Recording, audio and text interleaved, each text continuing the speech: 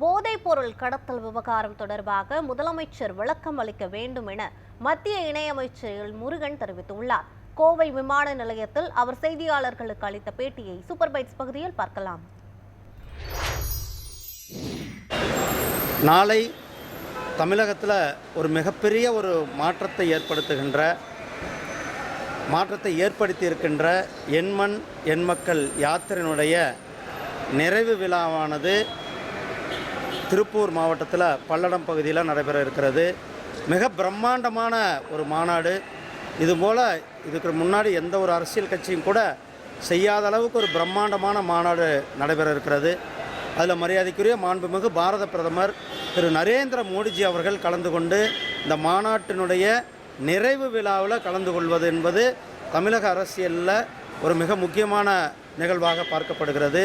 இந்த எண்மண் எண்மக்கள் யாத்திரை தமிழகத்தில் இருக்கிற திராவிட முன்னேற்ற கழகத்தினுடைய அரசாங்கத்தினுடைய ஊழல்களை மக்களிடத்தில் எடுத்து செல்லும் யாத்திரையாகவும், அதே போல் திராவிட முன்னேற்ற கழகத்தினுடைய இயலாமையை எடுத்து செல்லுகின்ற விதமாகவும் மாண்புமிகு பாரத பிரதமர் திரு நரேந்திர மோடிஜி அவர்களுடைய 10 ஆண்டு சாதனைகளை மக்கள் எடுத்து செல்லும் விதமாக இந்த யாத்திரை அமைந்தது.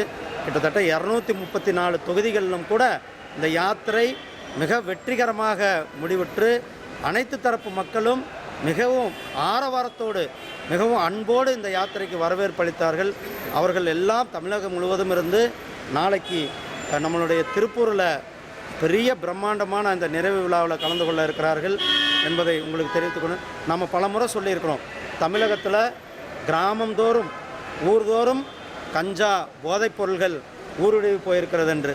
அதற்கு உதாரணமாக திராவிட முன்னேற்ற கழகத்தை சேர்ந்த நிர்வாகியே கிட்டத்தட்ட 3000 கோடி ரூபாய் அளவுக்கு அந்த கடத்தலில் ஈடுபட்டிருப்பது வெளி உலகத்துக்கு தெரிந்து வந்திருக்கிறது.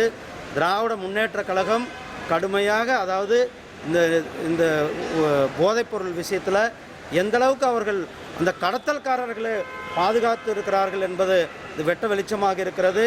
இந்த போதைப் பொருள்கள் விஷயத்தில் திராவிட முன்னேற்ற கழகம் திரு ஸ்டாலின் முதலமைச்சர் திரு ஸ்டாலின் அவர்கள் அந்த நிர்வாகி சம்பந்தமான ஒரு விளக்கத்தை பொதுமக்களிடத்தில் கொடுக்க வேண்டும் என்று தமிழக மக்கள் விரும்புகிறார்.